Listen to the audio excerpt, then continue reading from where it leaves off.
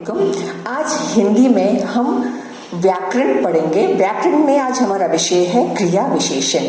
क्रिया क्रिया का अर्थ है वर्ब, एक्शन। विशेषण मतलब विशेषता बताना।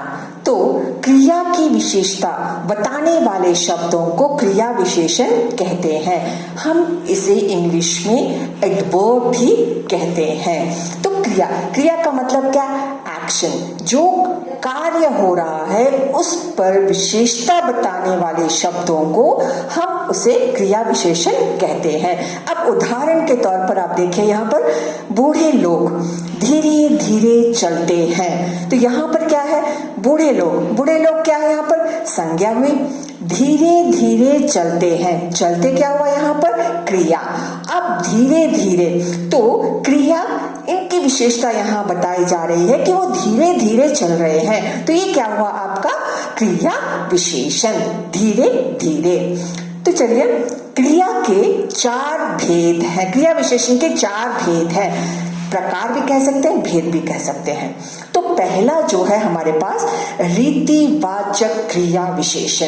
अब ये रीति का मतलब क्या है? रीति मतलब तरीका, विधि।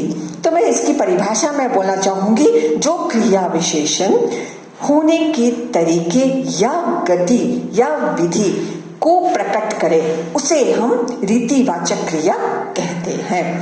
तो यहाँ पे क्या है? उदाहरण देखें, वे ध्यान पूर्वक सुन रहे थे। तो वो कैसे सुन रहे थे? ध्यान, यहाँ पे रीति बताई जा रही है, वह कैसे सुन रहे थे? तो ध्यान पूर्वक सुन रहे थे। जो आपको मैंने पहले उदाहरण दिया था, ये उदाहरण भी रीतिवाचक नहीं आता है, धीरे धीरे। समझ में आया? तो एक और मैं उदाहरण देना चाहूंगी, जैसे घोड़ा तेज दौड़ता है। तो तेज दौड़ता है तो किस रीति से, तरीके से दौड़ता है? तेज। तो ये कहलाएगा आपका रीतिवाचक क्रिया विशेषण। तो चलिए दूसरे पे चलते हैं। दूसरा जो है कालवाचक क्रिया विशेषण। जैसे ही हम काल का नाम लेते तो हमें पता चलता है कि समय, टाइम। तो क्या हुआ? काल या समय का बोध कराने वाले शब्दों को क्रिया विशेषण कहते हैं। उदाहरण के तौर पर, मैं तुम्हारे घर कल आऊंगा। तो देखिए यहाँ पर कल, इन्होंने कहा समय का बताया, मैं कल आऊंगा। तो ऐसे बहुत सारे आपके पास उदाहरण हो सकते हैं, जैसे हमेशा, अब, अभी, इसी समय, या फिर जब, तब। तो इन सब को हम कहते हैं कालवाचक क्रिया विशेषण। चलिए तीसरा, स्थानवाचक क्रिया विशेषण। स्थान का मतलब क्या है? जगह, स्थान या जगह की विशेषता बताई जाए उसे हम कहते हैं स्थानवाचक क्रिया विशेषण। अब देखिए, स्थान, जगह, जैसे उदाहरण, रजनी बाहर बैठी है। तो कहाँ बैठी है? बाहर बैठी है। या फिर आप इसके बहुत सारे उदाहरण होते हैं, बच्चे ऊपर खेलते हैं। जैसे ऊपर, कहाँ खेल रहे हैं? तो ये क्या हुआ आपका? स्थानवाचक क्रिया विशेषण। ऐसे एक और उदाहरण है, राशि मेरे पास बैठी है। पास, तो क्या हुआ? ये स्थान, कहाँ बैठी है? पास बैठी है। इसमें बहुत सारे शब्द ऐसे आते हैं, बाय, यहाँ, वहां, बार बार।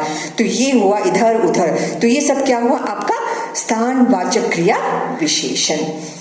तो चलिए चौथा, परिमाण क्रिया विशेषण। ध्यान रखिए, परिमाण का अर्थ है मात्रा, यानी मात्रा मतलब माप तोल, लिखने वाली मात्राएं नहीं, मात्रा। जैसे क्वांटिटी जिसे कहा जाता है। तो परिमाण जो है किसी भी मात्रा या माप तोल का बोध कराए उसे हम परिमाण क्रिया विशेषण कहते हैं।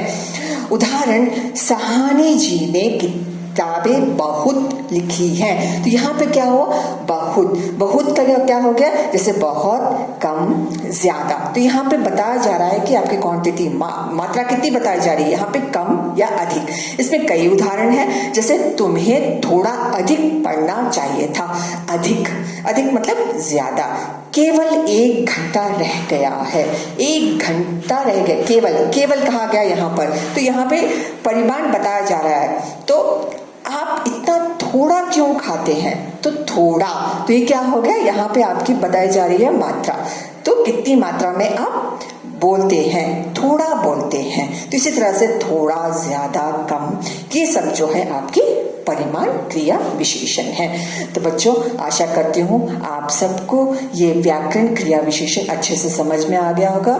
तो आपका होमवर्क है कि आप जो है इसे पढ़े, दोहराएं, क्योंकि व्याकरण कभी भी किसी समय में भी काम आ सकता है। और हिंदी चाहे कोई भी भाषा क्यों ना हो, हर एक भाषा में आपको व्याकरण की बहुत जरूरत होती है। हिंदी व्याकरण के बिना अधूरा है। धन्यवाद।